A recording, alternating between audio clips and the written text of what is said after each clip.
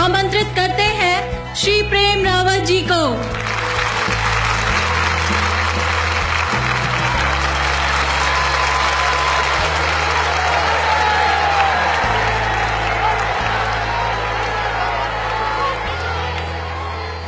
आपको मैं एक उदाहरण देता हूं और सुनिए इसको आप, क्योंकि अगर इस उदाहरण को समझ गए तो बहुत कुछ समझ जाएंगे। तो मैं एक कमरा बनवाता हूं, बनाया नहीं है, बनवाता हूं, और उस कमरे में वो अद्भुत कमरा है, अद्भुत कमरा है। बढ़िया से बढ़िया संगमरमर की उसकी फर्श है, दीवालों में चित्रकला ऐसे ऐसे लोगों की है जो संसार में मशहूर हैं। उसमें बढ़िया से बढ़िया झाड़ फानुस लगे हैं। उसकी कालीन जो बिछी है उस कमरे में, वो ऐसी बिछी है कि पूछो मत। उसमें हर एक चीज का प्रबंध है। उस कमरे में खाने के लिए ऐसे ऐसे पदार्थ हैं, ऐसे ऐसे पकवान हैं कि पूछो मत।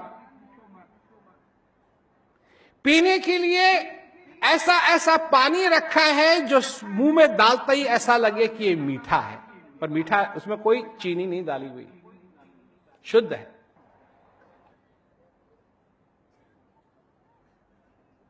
तो ऐसा कमरा, इतना सुंदर कमरा, इतना सुंदर कमरा, इतना सुंदर कमरा कि पूछो मत। अब एक ऐसे व्यक्ति को मैं ढूंढता हूं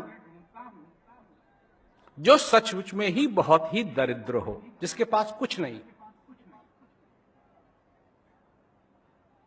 और यहां तक ऐसा व्यक्ति, ऐसा दरिद्र व्यक्ति जो ऐसे कमरे की अपने जीवन में कल्पना भी नहीं कर सकता, उसको मैं कहता हूं कि मैं तेरे को एक ऐसी जगह ले जाऊंगा जो बहुत ही सुंदर है। अब उसको उस कमरे तक मैं ले जाता हूं।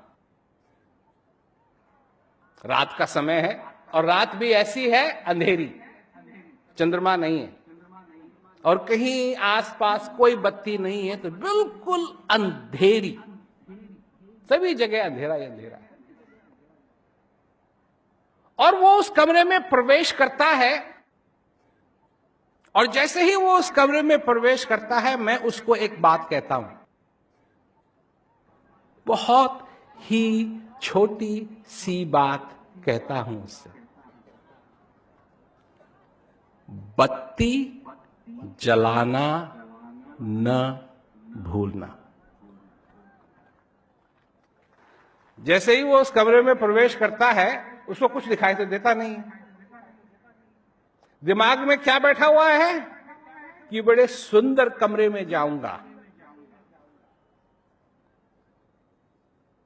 और वो अपनी कल्पना में इतना खो जाता है, इतना खो जाता है कि उसके लिए सुंदर कमरा क्या होगा। वो इतना खो जाता है, इतना खो जाता है अपनी कल्पना में कि मैंने एक जो छोटी सी बात कही थी ना उससे, क्या कि बत्ती जलाना मत भूलना, वो उसको भूल जाता है। अब वो कमरे में प्रवेश करता है, इधर उधर देखने की कोशिश करता है, आपको दिखाई तो उसको कुछ दे नहीं रहा, तो क्या करना शुरू करता है, हाथ से टटोलने लगता है। अब हाथ से टटोलने लगता है तो एक बहुत ही सुंदर वाज रखा हुआ है कांच का, और वो गिरता है और टूट जाता है। अब क्या हो गया फर्श पे? कांच ही कांच। अब उसको दिखाई तो दे नहीं रहा है, तो फिर थोड़ा सा आगे चलता है तो फिर कांच उसके चुभते। चुभेंगे कि नहीं चुभेंगे? और उससे क्या होगा? दर्द होगा, दुखी होगा, चिल्लाएगा। अब क्या करे बेचारा? जब पैर में कांच चुभ गया, आगे चले तो दिक्कत है ना, और पीछे चले तो दिक्कत। अब वो आंखें बड़ी बड़ी करके देखने की कोशिश करें, तो आंखें कितनी भी बड़ी कर ले, इतनी बड़ी कर ले, अंधेरा है तो दिखाई तो उसको देगा नहीं।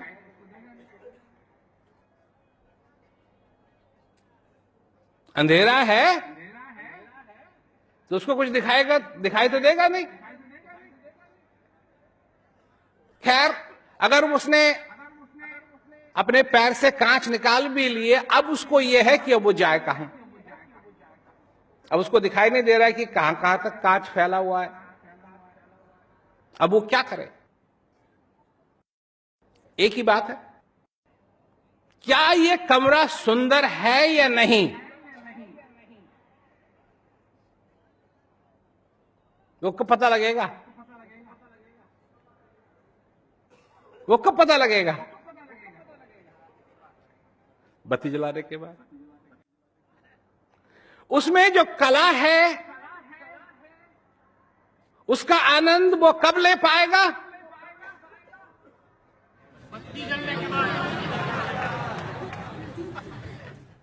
वहां जो पकवान रखे हैं उनको वो कब देख पाएगा? वहां जो पलंग बिछाया हुआ है उसमें वो कब विश्राम कर पाएगा? उत्साह है लोगों में।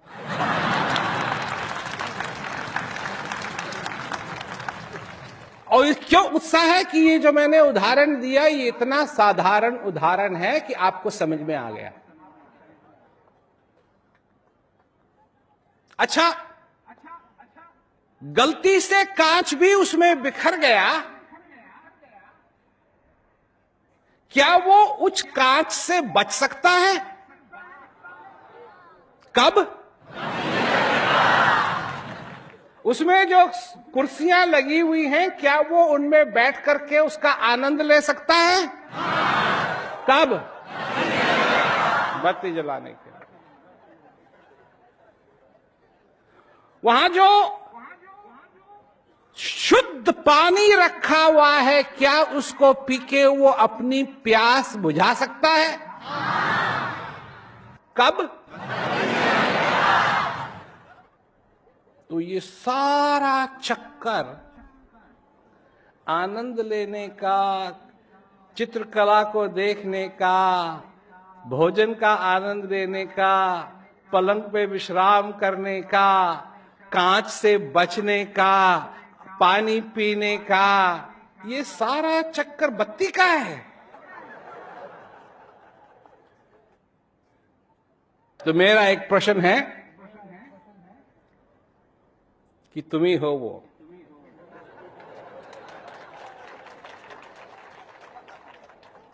मैंने कहा दरिद्र दरिद्र हैं, जिसके पास कुछ नहीं है। जब तुम पैदा हुए तुम्हारे पास क्या था? कितना पैसा था तुम्हारे पास? जब तुम मां के गर्भ से पैदा हुए कितना पैसा लाए थे अपने साथ? एक कौड़ी नहीं। सबसे दरिद्र दरिद्र दरिद्र दरिद्र से दरिद्र दरिद्र से दरिद्र, ऐसा तो दरिद्र कोई नहीं। और 9 महीने से खाया ही नहीं कुछ। 9 महीने से खाया ही नहीं कुछ। तो भाई, जब मैं जाता हूं संसार में, लोग मेरे से यही प्रश्न पूछते हैं कि जी पानी है या नहीं है इस कमरे में? और मैं क्या कहता हूं?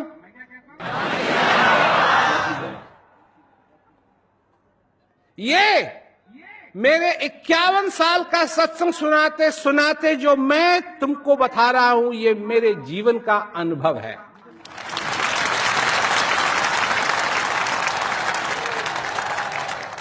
मैं जो तुमको आज देने के लिए आया हूं, वो मेरे जीवन का अनुभव है। और वो क्या अनुभव है? बत्ती जलाओ। जब प्रकाश होगा तो तुम देख पाओगे, जब तुम देख पाओगे तो तुम्हारे संशय अपने आप दूर होंगे।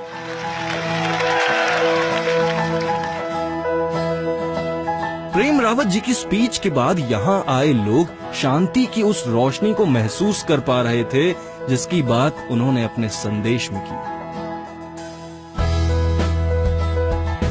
सरल शब्दों में उन्होंने कहा कि दिमाग की बत्ती जलाओ। अभी मुझे लगता है जो मैं याद रखूंगी वो तो वही है कि बत्ती जलाओ और अंधेरा मिटाओ। कैमरे पर बहुत एक्सप्लेन नहीं कर सकते, बस ये फील करने के बाद। वो जीवन का मूल मंत्र ही बता दिए कि आप क्यों भटकते हैं, क्यों परेशान हैं और कहाँ शांति है, ये आपके अंदर है, उसको खोजिए और महसूस कीजिए। प्रेम रावत जी का यहाँ बक्सर में आना और यह संदेश देना मानवता के संबंध में शांति का सच में है सो बेजोड़ है। और हम लोगों ने निश्चय किया है कि जहाँ भी ऐसा अंधेरा होगा हम लोग बत्ती जरूर जलाएंगे। आपको अपने अंदर एनलाइटन होने की जरूरत है, लाइट जलाने की जरूरत है, बत्ती जलाने की जरूरत है। जो समाज में आज के डेट में कंफ्यूजन लोगों के मन में है, उसी को उन्होंने बताया है कि सब लोग अपने मन की बत्ती को जलाएं, जो कंफ्यूजन है दूर करें। प्रेम रावत जी ने बताए कि एक जलता हुआ दिया सब दियों को जला सकता। ये बात मुझे बहुत अच्छी लगी। मौका मिला तो आगे और ऐसे एक्सपीरियंसेस मैं लेना चाहूंगी। सब कुछ संसार में है लेकिन मानवता नाम की चीज जो है वो सब खत्म होते जा रहा है। इसलिए जो प्रेम रावत जी मानवता और शांति का संदेश ला रहे हैं, इससे अच्छा और चीज मनुष्य के लिए कुछ नहीं हो सकता है।